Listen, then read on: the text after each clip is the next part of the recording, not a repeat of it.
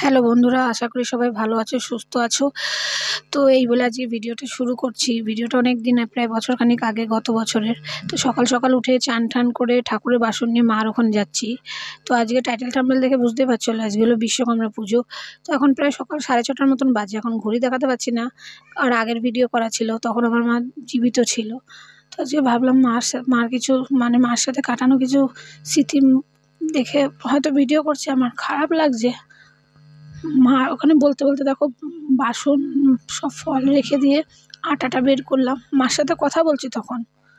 ভাদ্র মাসে মা পুরো সুস্থই, শরীর হালকা খারাপ ছিল কিন্তু হাঁটাচলা করতো মা। তো ময়দা টয়দা দিয়ে মা বললো, আমি বাইরে গেছে মার সাথে কথা বলতে, মাকে বললাম মা একটু আমের সরা এনে দাও। তো মা বললো দাঁড়া। তো দেখো আমাকে আমের সরা দেখাচ্ছে দুটো, বলছে দেখ দুটোর মধ্যে কোনটা ভালো হয় দেখে রাখ। তা বলছি দেখাও। তারপর এদিকে ফল টল বানাচ্ছি। তারপর মা বলছে ঠিক আছে ফলটা বানাতে থাক, আমি ময়দাটা মেখে দেবো, কারণ ঠাকুরমশাই যদি চলে আসে। প্রায় 7টা বাজতে চলো। দেখো যে আমের সরা মা বললো দুটোই দেখ। মানে আমি পুজো আশা করলে জানো তো, আমার যে কোনো কাজে দেখবা, দেখেছো হয়তো পুরোনো ভিডিও যারা যারা দেখেছো তারা জানো যে আমি এইরকম কাজ করলে আমার মা আগিয়ে ঠাগিয়ে দেয় আমাকে।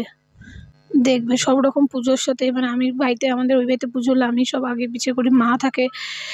তো খারাপ লাগছে, মানে কোনোদিন ভাবতে পারিনি মাকে নিয়ে যে মা চলে যাবে। কি বলতো, মা বলতো যে যখন থাকবো না তখন বুঝতে পারবি। এখন সেটা সত্যিই বুঝতে পারছি যে মা নেই। দেখতে দেখতে প্রায় 6 মাস হয়ে গেল। মানে আর কিছু, মানে আর ভাষা নেই আমার। তো তারপর দেখো এই যে বললাম না, মা বললো দে আমি আটাটা মেখে দিচ্ছি। তোর তো তখন আমার হাতের ব্যথা অনেক দিন ধরে, আমারও ব্যথা ছিল। তো দেখো ফল টল সব বানিয়ে নিয়ে মা বললো তুই সুজিটা কর, আমি ময়দাটা মেখে দিচ্ছি। তারপর আমি গ্যাস ধরিয়ে কড়াইটা বসিয়ে সুজিটা কমপ্লিট করেছি। তার মাঝখানে এবার আমার দাদার মেয়ে বলছে পিসি আমি তোর সাথে সাথে একটু করবো। বলছি ঠিক আছে তুই চান করে আয়। তো দেখো ওখানে ফল টল সব বানিয়ে মোটামুটি সব কমপ্লিট হয়ে গেছে পুজোর, মানে ঠাকুরমশাই আসলে। তো মা বললো মা তুমি লেচি কেটে দাও, আমি হলো লুচিটা ভাজতেছি। তারপর দেখো তেল বসিয়ে দিচ্ছি। তারপর আমার দাদার মেয়ে বললো আমি চান টান করে এসেছে। আমার ছেলে আবার বলছে আমি ঠিক আছে তুই চান করতে যাও, তো চান হয়ে গেছে। তারপরে দুজন মিলে লুচি ভেজে মোটামুটি কিছু ভাজা হয়ে গেছিলো। তারপরে ঠাকুরমশাই চলে এসেছে। তো ঠাকুরমশাই চলে আসার পরে ঠাকুরমশাই পুজো করছে, তো সেটাই তোমরা একটু দেখো। ওং মাধব মাধব বাচি মাধব মাধব হৃদি মনন্তি সাধবা সর্বে সর্বকার্যেষু মাধবম ওং নমস্তে মাধবম ওং নমস্তে মাধবম। তোমরা দেখতেই পেলে মা পাশে ছিল ঠাকুরমশাই। তো ওখানে অঞ্জলি টঞ্জলি দিয়ে আমি যেখানে কাজ করি, তো সেখানে আমার ছেলে আমি যাচ্ছি, ওখানটা যেতে বলেছিল। এখন প্রায় ধরো 8টা বাজে। তো সেখানেই যাচ্ছি, গিয়ে ওখানে একটু কাজ টাজ করে দিয়ে বাড়িতে অঞ্জলি দেওয়া হয়ে গেছে।